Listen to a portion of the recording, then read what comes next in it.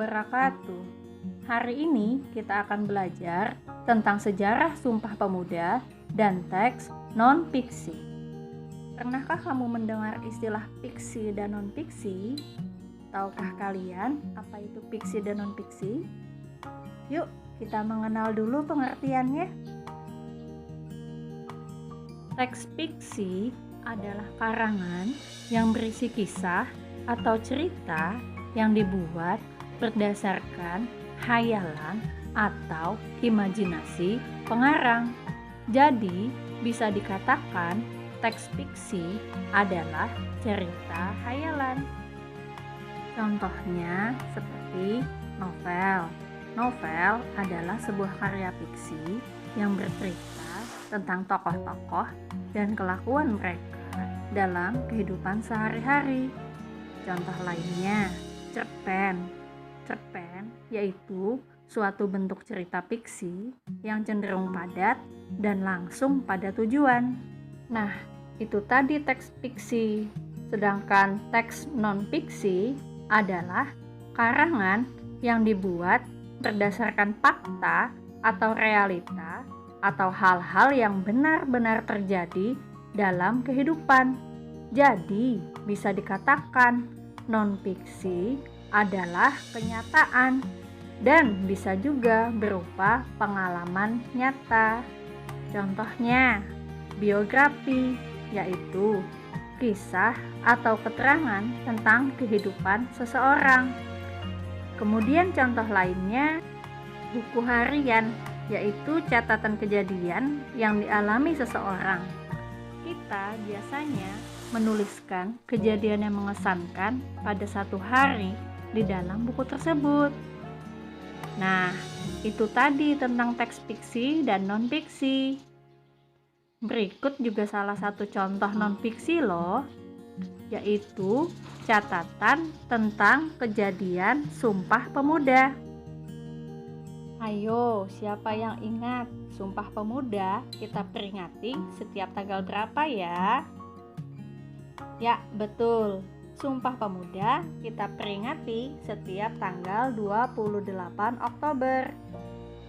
Masih ingat bunyi Sumpah Pemuda? Yuk, agar lebih jelas, simak tayangan berikut ya.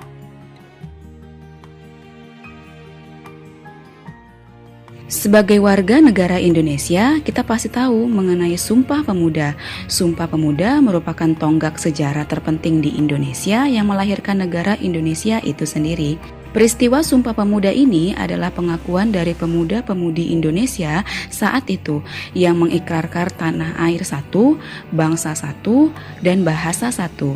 Sumpah Pemuda itu sendiri dibacakan di tanggal 28 Oktober 1928 sebagai hasil dari rumusan Kongres Pemuda II Indonesia yang sampai saat ini diperingati sebagai Hari Sumpah Pemuda setiap tahunnya. Rumusan isi dan Sumpah Pemuda tersebut ditulis oleh Muhammad Yamin di atas sehelai kertas. Di dalam peristiwa Sumpah Pemuda tersebut diperdengarkan juga lagu Indonesia Raya untuk pertama kalinya yang diciptakan oleh W.R. Supratman. Teks Sumpah Pemuda tersebut terdiri dari dua versi, yang dimana versi yang pertama merupakan versi teks asli atau original dan teks versi ejaan yang disempurnakan atau EYD. Sumpah Pemuda mengandung banyak arti dan makna yang sangat dalam yang mampu menggerakkan seluruh bangsa Indonesia. Makna Sumpah Pemuda ini terwujud dalam segala aspek kehidupan berbangsa dan bernegara. Berikut ini penjabaran tentang makna yang tersirat dalam Sumpah Pemuda.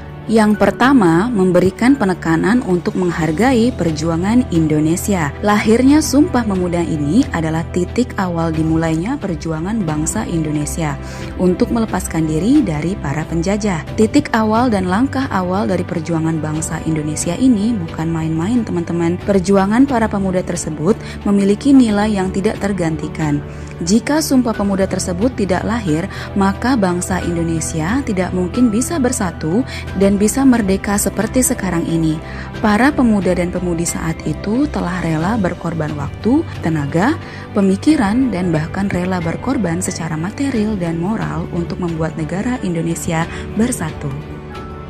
Yang kedua, memberi semangat untuk berjuang. Kita bisa mencontoh semangat juang para pemuda dan pemudi Indonesia saat itu, karena kita juga bisa melakukan hal yang sama dengan menjadi seorang warga negara Indonesia yang baik saat ini, yang mencontoh kebaikan para pejuang Sumpah Pemuda. Semangat para pemuda yang berkobar-kobar tersebut memberi semangat pada para penerus. Semangat yang ditujukan melalui bunyi Sumpah Pemuda tersebut dapat menjadi contoh untuk para pelajar agar semangat dalam melakukan segala hal yang positif. Di era globalisasi ini, ada banyak fasilitas yang bisa digunakan. Oleh karena itu, kita sebagai penerus bangsa harus lebih semangat dengan segala fasilitas yang ada. Yang ketiga, memberi makna untuk mencintai Indonesia dengan segenap hati. Kemerdekaan Indonesia tidak didapatkan dengan cara yang mudah, tetapi dengan perjuangan para pahlawan kita. Bahkan ada sejumlah pahlawan yang gugur dan tak terhitung yang telah merebut kemerdekaan bangsa. Perjuangan mereka adalah bentuk dari rasa cinta pahlawan pada bangsa Indonesia. Itulah yang harus kita lakukan juga sebagai bentuk rasa cinta kita kepada negara Indonesia, maka berikanlah yang terbaik untuk bangsa Indonesia.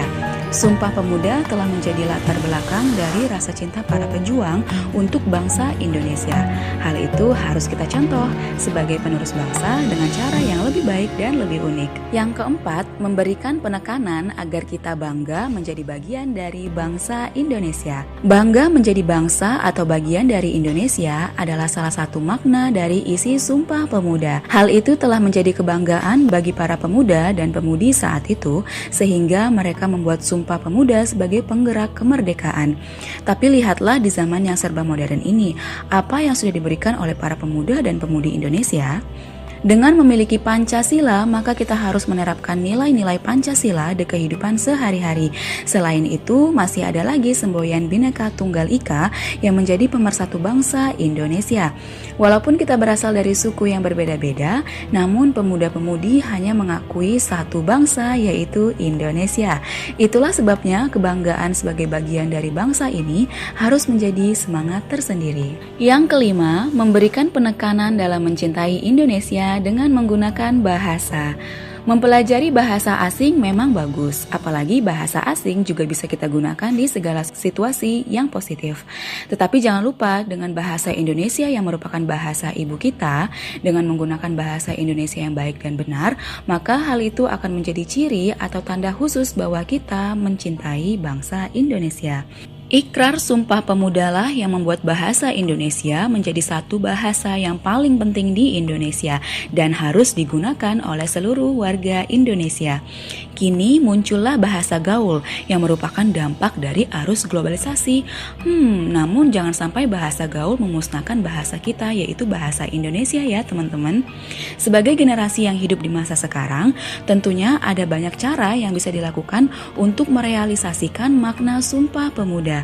Contoh makna Sumpah Pemuda bagi pelajar, misalnya dengan mengikuti upacara bendera untuk mengenang perjuangan pahlawan dan tidak membeda-bedakan latar belakang teman dan suku yang berbeda-beda.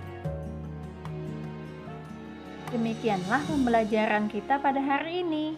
Belajar itu menyenangkan bukan? Terus semangat ya, belajar maupun ibadahnya. Wassalamualaikum warahmatullahi wabarakatuh.